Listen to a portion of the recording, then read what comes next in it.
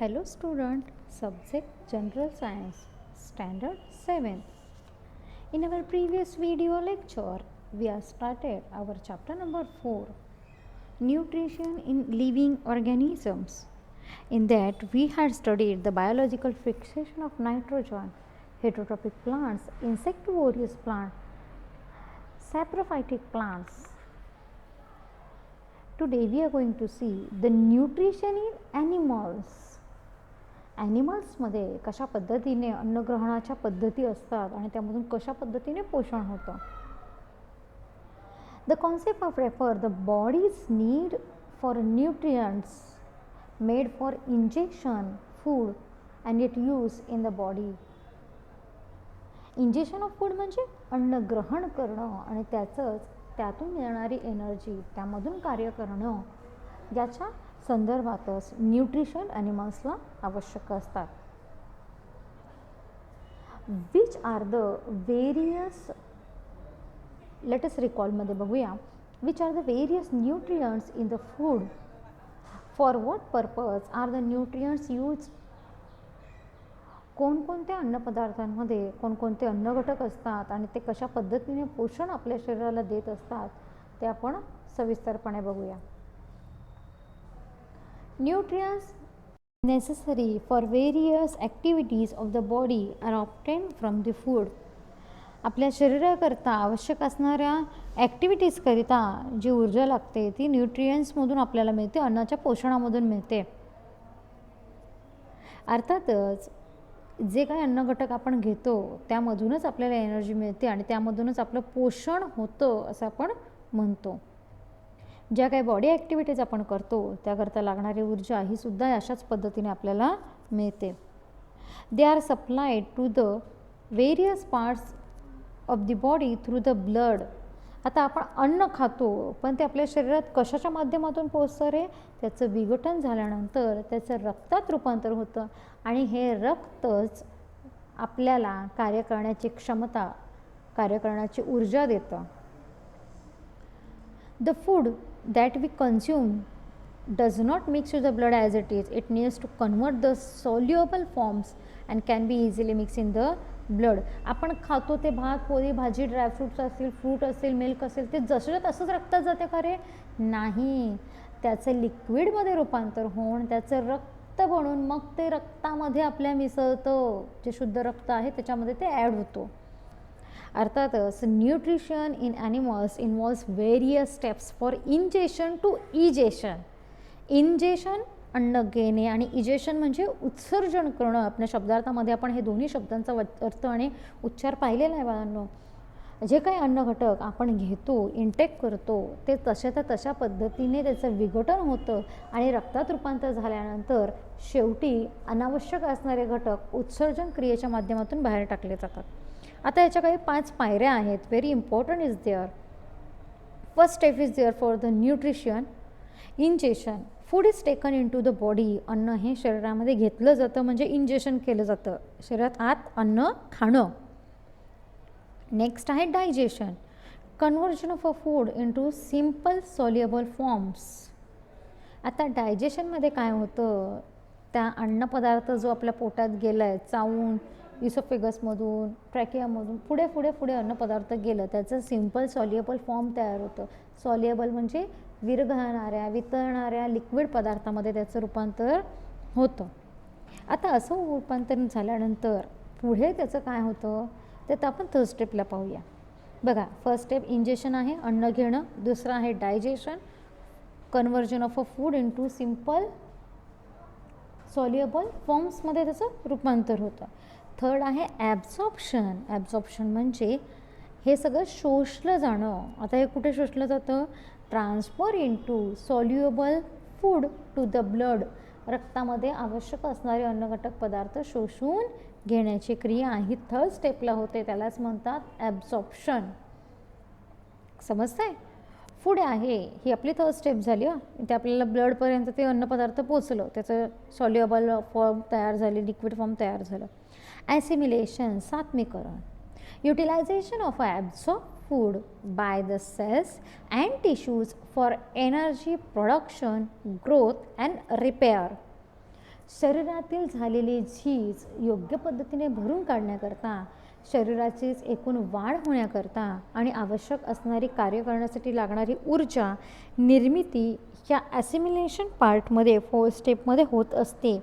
That is very important. अन्न खाल्लं, आपण कोणतेही अन्नपदार्थ जंक फूड वगैरे खातो, अरे ते पचलं नाही, ते पचत नाही जोपर्यंत त्याचं ॲसिमिलेशन ॲब्झॉर्प्शन होत नाही तोपर्यंत डायजेशन होऊनसुद्धा बऱ्याच वेळेस त्रास का होतो, का तर या 2 प्रोसेसमध्ये ॲब्झॉर्प्शन आणि ॲसिमिलेशन ह्या ज्या महत्त्वाच्या क्रिया आहेत अन्नपदार्थ आपल्या शरीरात गेल्यानंतरच्या, येथे व्यवस्थितपणे अन्नाचं रूपांतरण होत असतं आणि हे रूपांतरित झालेलं अन्न आपल्या बॉडीमध्ये सेल्स आणि टिश्यू आहे त्यांची झीज भरून काढण्याचं मदत करतं.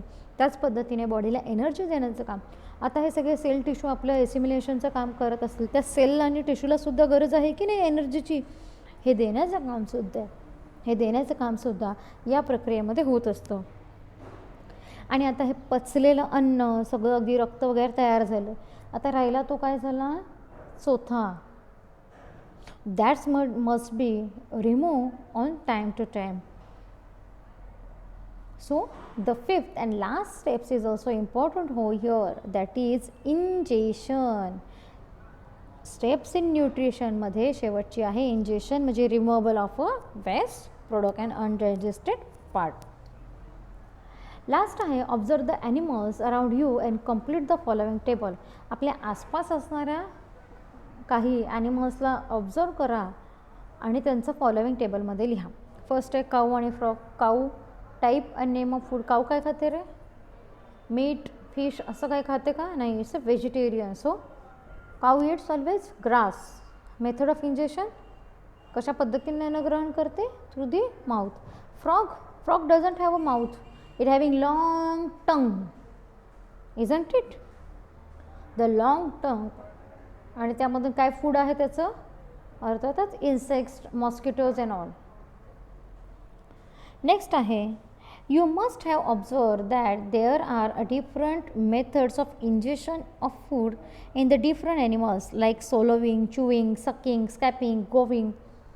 चघळणं, चावणं, रवंत करणं, चघळत राहणं, डायरेक्ट गिळणं, कळतं आहे. अशा वेगवेगळ्या पद्धतीच्या मोड्समधून अन्नग्रहण पद्धती प्राण्यांमध्ये दिसून येतात. बघा, बरेच अशी जनावरं आहेत जसं गाय, म्हैस वगैरे, ते च्युईंग करत असतात साधारणतः, म्हणजे अन्न गिळतात आणि काही कालावधीनंतर ते रवंथ करत बसतात, चघळत बसतात त्यांना, कळते. या वेगवेगळ्या पद्धतीने तर इतर काही सापासारखे वेगळे प्राणी ते डायरेक्ट गिळंकृत करतात, डायरेक्ट सॉलो करतात. अशा पद्धतीने वेगवेगळ्या ऑब्झर्वेशनने आपल्याला कळू शकतं की प्राणी कशा पद्धतीने स्वतःचं अन्नग्रहण करतात. आता अन्नग्रहणाच्या पद्धतीवरून प्राण्यांचं वर्गीकरण झालेलं आहे. बघा, होलिस्टिक न्यूट्रिशन, त्याच पद्धतीने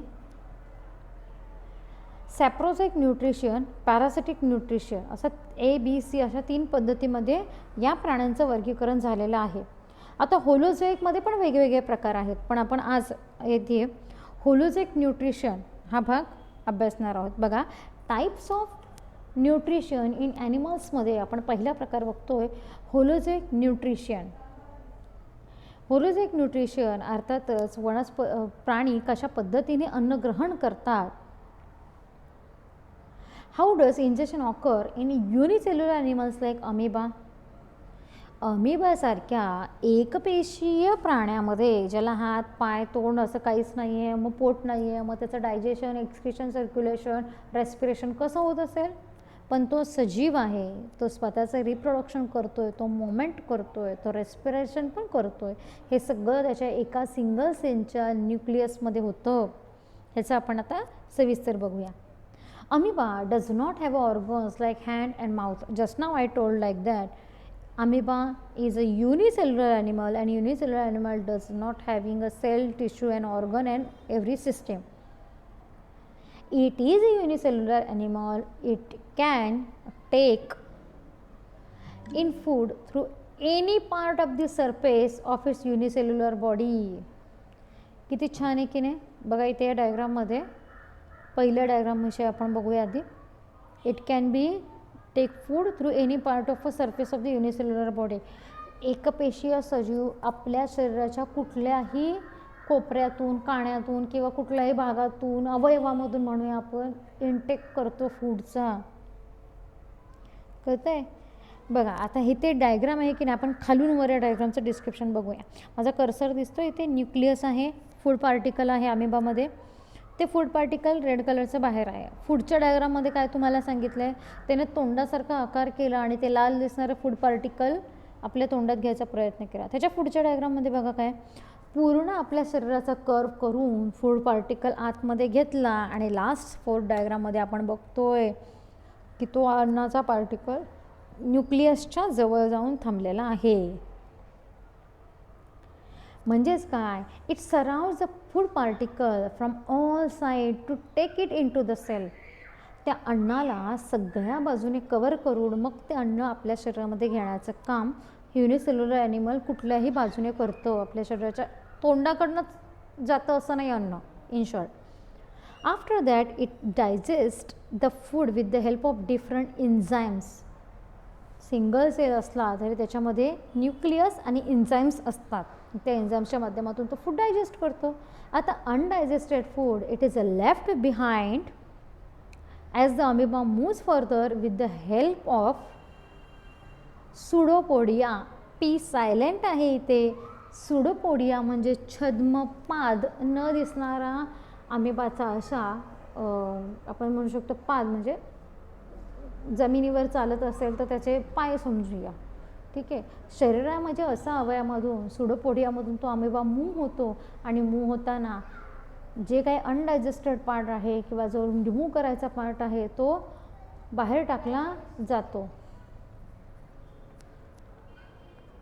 In unicellular animals like amoeba, euglena, paramecium, etc., all the step of nutrition occur within their unicellular body. या सगळ्या युनिसेल्युलर ॲनिमल्समध्ये स्वतः ते स्टेप आउट करतात, स्वतः सगळ्या प्रक्रिया पार पाडत असतात.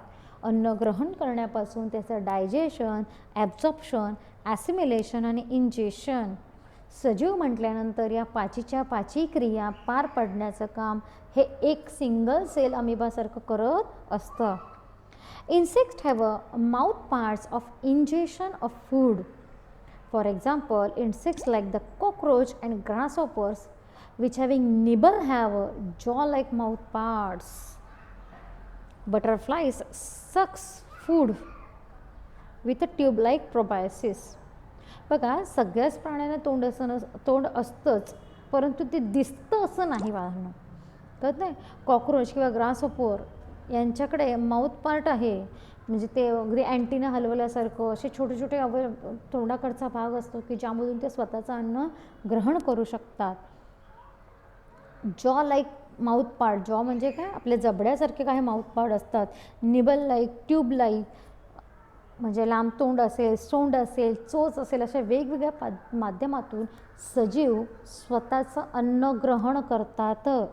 मॉस्किटोज अँड बेडबग्स म्हणजे ढेकूण, डास, मच्छर असे कीटक uses the needle like mouth part. तुम्हाला माहिती असेल जेव्हा मच्छर किंवा डास चावतात बाळांनो त्यावेळेस आपल्याला सुई टोचल्यासारखं असं भास होतो.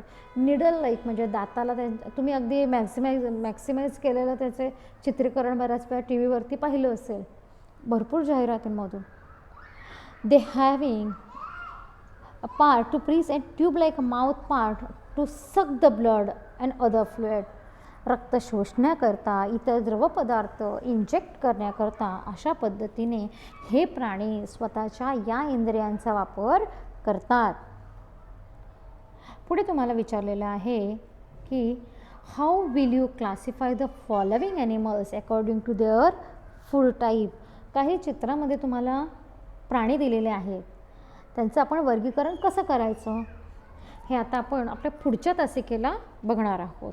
आज आपण न्यूट्रिशन इन ॲनिमल्समध्ये होलोझाइट न्यूट्रिशन आणि स्टेप ऑफ न्यूट्रिशन पाहिलं. थँक्यू.